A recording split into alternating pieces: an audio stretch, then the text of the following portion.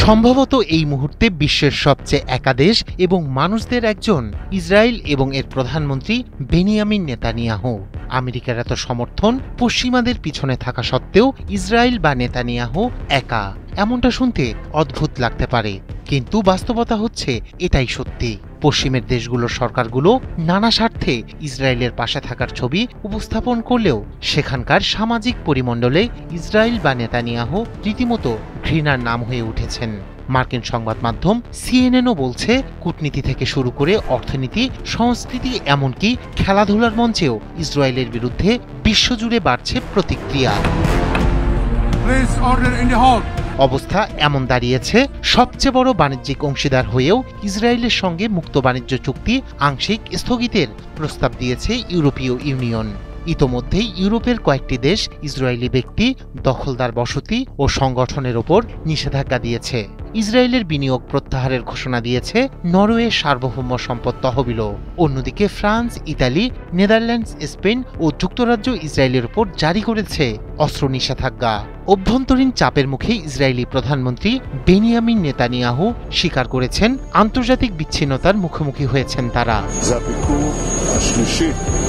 শুধু অর্থনীতি নয়, সংস্কৃতি ও বিনোদনের অঙ্গনেও প্রতিক্রিয়া তীব্র হচ্ছে।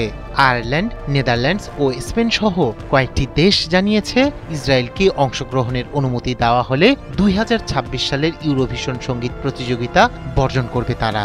ইসরায়েলি শিল্পী লাহাব সানি পারফর্ম করার কথা থাকায় বাতিল করা হয়েছে বেলজিয়ামের গেন শহরে মিউনিক ফিলহারমোনিক অর্কেস্ট্রার অনুষ্ঠান। ইতোমধ্যে ইসরায়েলি চলচ্চিত্র প্রতিষ্ঠানের সঙ্গে কাজ না করার ঘোষণা দিয়েছেন হলিউডের হাজারো চলচ্চিত্রকর্মী। এর প্রভাব পড়েছে খেলাধুলায়ও। স্পেনে এক দাবা প্রতিযোগিতায় ইসরায়েলি খেলোয়াড়দের তাদের জাতীয় পতাকার অধীনে খেলার অনুমতি দেননি আয়োজকেরা। এর প্রতিবাদে ওই প্রতিযোগিতা থেকে সরে দাঁড়ায় ইসরায়েল। বড় একটি সাইকেলিং প্রতিযোগিতার শেষ ধাপ বাতিল করা হয় ফিলিস্তিনপন্থী বিক্ষোভের কারণে। এমনকি আশঙ্কা তৈরি হয়েছে, ইউরোপীয় ফুটবল টুর্নামেন্ট থেকেও বহিষ্কৃত হতে পারে ইসরায়েল। বর্ণবাদ বিরোধী আন্দোলনের সময় দক্ষিণ আফ্রিকাকে আন্তর্জাতিকভাবে বয়কট করার সঙ্গে ইসরায়েলের পরিস্থিতির তুলনা করছেন বিশ্লেষকরা। সংস্কৃতি ও ক্রীড়াঙ্গনের বয়কটও রাজনৈতিক চাপের কার্যকর হাতিয়ার হয়ে উঠতে পারে বলে মনে করছেন সাবেক ইসরায়েলি কূটনৈতিক ইলান বারুক।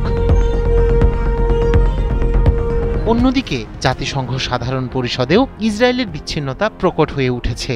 আন্তর্জাতিক অপরাধ আদালত ইতোমধ্যেই নেতানিয়াহুর বিরুদ্ধে গ্রেপ্তারি পরোয়ানা জারি করেছে। ফলে তার আন্তর্জাতিক সফরে প্রতিবন্ধকতা তৈরি হয়েছে। সম্প্রতি জাতিসংঘ অধিবেশনে যোগ দিতে নিউ ইয়র্ক যাওয়ার পথে ফ্রান্স ও স্পেনের আকাশপথ এড়িয়ে যেতে হয়েছে তাকে। রায়হান কবির শুভ্র, ৭১।